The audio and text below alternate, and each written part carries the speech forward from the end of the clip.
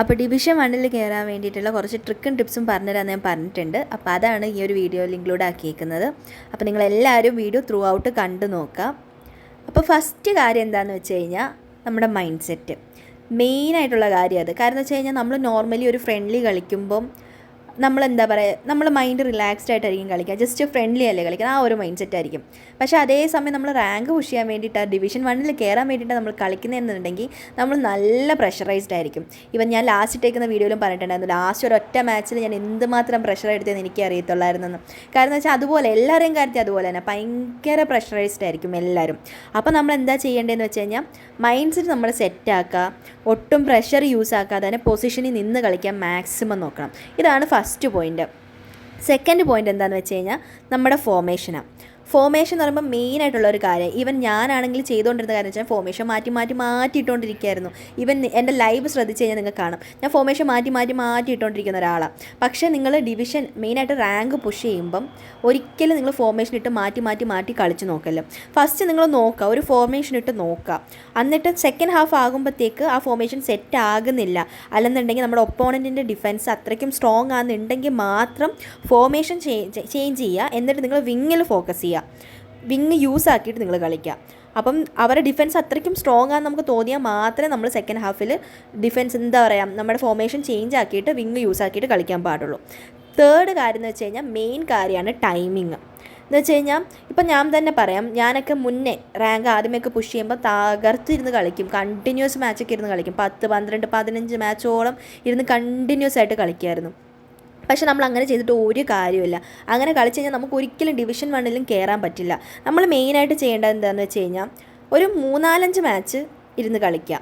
പക്ഷേ അതിനൊരു ടൈമും കാര്യങ്ങളും നിങ്ങൾ കൊടുക്കണം. ഇപ്പോൾ രാവിലെ ഉച്ചയ്ക്ക് വൈകിട്ടൊക്കെ എന്ന് പറയുമ്പോൾ നോർമലി എല്ലാവർക്കും ഫ്രീ ആയിട്ടുള്ള ടൈം, അല്ലെങ്കിൽ സ്കൂൾ കഴിഞ്ഞിട്ട് വന്നുള്ള ടൈം, കൂടുതൽ ആൾക്കാർ എപ്പോഴും ഇരുന്ന് കളിക്കുന്ന ആ ഒരു സമയത്താണ്. നിങ്ങൾ അതേസമയം ആ ഒരു ടൈം മാറ്റി പിടിച്ചിട്ട് രാത്രി 12 മണി തൊട്ട് വെളുപ്പിന് 4 മണി വരെയുള്ള ടൈമിൽ ഇരുന്നിട്ട് റാങ്ക് പുഷ് ചെയ്യാൻ നോക്കുക. ആ ഒരു സമയത്ത് മെയിനായിട്ട് ഞാൻ ശ്രദ്ധിച്ചിട്ടുള്ളൊരു കാര്യം എന്ന് വെച്ച് കഴിഞ്ഞാൽ ബംഗാളി ഫ്രണ്ട്സ് ആയിരിക്കും കൂടുതൽ ഒപ്പോണൻ്റായിട്ട് വരുന്നുണ്ടായിരിക്കാം. എനിക്ക് പക്ഷേ നമ്മുടെ പിള്ളേരൊക്കെ ആയിട്ട് വെച്ച് കളിച്ചിട്ട് കമ്പയർ ചെയ്ത് നോക്കുകയാണെന്നുണ്ടെങ്കിൽ അവരത്രയ്ക്കും സ്ട്രോങ് ആയിട്ടുള്ള ഒരു ഒപ്പോണൻ്റാണ് എനിക്കിതുവരെ ഫീൽ ചെയ്തിട്ടില്ല. അത് എൻ്റെ ഒരു ഒപ്പീനിയനാണ് ഞാൻ പറയണത്. ഒപ്പോണൻ്റായിട്ട് വരുന്ന ആൾ അത്രയ്ക്ക് സ്ട്രോങ് ആണെന്ന് എനിക്ക് ഇതുവരെ തോന്നിയിട്ടില്ല. കൂടുതലും ബംഗ്ലാദേശിൽ നിന്നുള്ള പിള്ളേരാണ് വരുന്നത്. അപ്പം ആ സമയത്ത് നമുക്ക് എന്താ പറയുക, ആ സമയത്ത് നമ്മൾ ഒരു 12 മണി 4 മണി വരെയുള്ള സമയത്ത് ഇരുന്ന് 10-15 മാച്ച് കളിക്കാതെ ഒരു 3-4 മാച്ച് കളിക്കാൻ നോക്കാം. മെയിനായിട്ട് ഈ ഒരു ടൈമിൻ്റെ കാര്യം നിങ്ങൾ ശ്രദ്ധിച്ചാൽ മതി. പിന്നെ ലാസ്റ്റ് കാര്യം എന്താണെന്ന് വെച്ച് കഴിഞ്ഞാൽ നിങ്ങളാണെങ്കിൽ മാച്ച് സ്റ്റാർട്ടായി കഴിയുമ്പം ഒരു 2 ഗോൾ ലീഡിലാണെന്ന് വെച്ചോ. ഇപ്പം അത് എപ്പോഴും നടക്കണമെന്നില്ല. കാരണം വെച്ചാൽ റാങ്ക് പുഷ് ചെയ്യുന്ന സമയത്ത് നമുക്ക് കുറേ ഡൗട്ട്സും കാര്യങ്ങളാണ്, ഇത് സ്ക്രിപ്റ്റഡ് ആണോ അങ്ങനാണോ ഇല്ലയോ. അപ്പോൾ നമ്മൾ കുറേ ടെൻഷനും കാര്യങ്ങളൊക്കെ കാരണം ചിലപ്പോൾ നമ്മൾ ഒരു ഗോൾ അടിച്ചാലായി, ചിലപ്പോൾ ഇല്ലെങ്കിൽ ഇല്ല, കളി പൊട്ടാൻ ചാൻസ് ഉണ്ട്. അപ്പം എങ്ങാനും ഒരു 2 ഗോൾ ലീഡായി കഴിഞ്ഞ് കഴിഞ്ഞാൽ നിങ്ങൾ മെയിനായിട്ട് എന്താ ഫോക്കസ് ചെയ്യേണ്ടതെന്ന് വെച്ച് കഴിഞ്ഞാൽ ഡിഫൻസ് ആയിരിക്കണം. 2 ഗോൾ ലീഡ് പോയി കഴിഞ്ഞ് കഴിഞ്ഞാൽ ഉടനെ നിങ്ങൾ ഡിഫൻസിൽ ഫോക്കസ് ചെയ്തോണം. എന്ന് വെച്ച് കഴിഞ്ഞാൽ ഞാൻ ഈ ഒരു ഡിഫൻസിൽ ഫോക്കസ് ചെയ്യണമെന്ന് ഉദ്ദേശിച്ചത് നിങ്ങൾ ചുമ്മാ ബോൾ അടിച്ച് ക്ലിയർ ചെയ്യണമെന്നല്ല, ആ ഒരു മൈൻഡ് സെറ്റ് വെച്ച് കളിക്കല്ലോ. നിങ്ങൾ മെയിനായിട്ട് ചെയ്യേണ്ടതെന്ന് വെച്ച് കഴിഞ്ഞാൽ ഡിഫൻസിൽ നിന്നിട്ട് തന്നെ നല്ല ഓപ്പണിങ്സ് കിട്ടുമ്പോൾ മാത്രം അറ്റാക്ക് ചെയ്യണം. എന്ന് വെച്ച് കഴിഞ്ഞാൽ ലോങ് ഷൂട്ടും കാര്യങ്ങളൊക്കെ എടുക്കണം. അപ്പോൾ തന്നെ നിങ്ങൾക്ക് കുറേ കോർണറും കാര്യങ്ങളൊക്കെ കിട്ടി കുറേ സമയം അങ്ങനെ അങ്ങ് പോയി കിട്ടും. അപ്പോൾ ഈ ഒരു മെയിൻ 4 കാര്യങ്ങൾ ഫസ്റ്റ് നിങ്ങളൊന്ന് ബേസിക് കാര്യങ്ങളാണ് ഇപ്പോൾ പറഞ്ഞേക്കുന്നത്. ഈ ഒരു മെയിൻ 4 ബേസിക് കാര്യങ്ങൾ നിങ്ങളൊന്ന് ഫോളോ ചെയ്ത് നോക്കുക. നിങ്ങൾക്കത് വർക്കൗട്ട് ആകുന്നുണ്ടെന്നുണ്ടെങ്കിൽ ജസ്റ്റ് നിങ്ങൾ നെക്സ്റ്റ് ഞാൻ വീഡിയോ ഇടുമ്പോൾ അതിനകത്തൊന്ന് കമൻറ്റ് ചെയ്യുക. മെയിനായിട്ട് ടൈമിങ്ങിൻ്റെ കാര്യങ്ങൾ, പിന്നെ ഞാൻ ഈ പറഞ്ഞ മാച്ച് സ്റ്റാർട്ടായി 2 ഗോളായി കഴിഞ്ഞ് ഇതൊക്കെ ഗോളായി കഴിഞ്ഞ് കഴിഞ്ഞാൽ അത് ചെറിയൊരു മിസ്റ്റേക്ക് വന്നേ, ഗോളായി കഴിഞ്ഞ് കഴിഞ്ഞാൽ ഉള്ള കാര്യങ്ങൾ.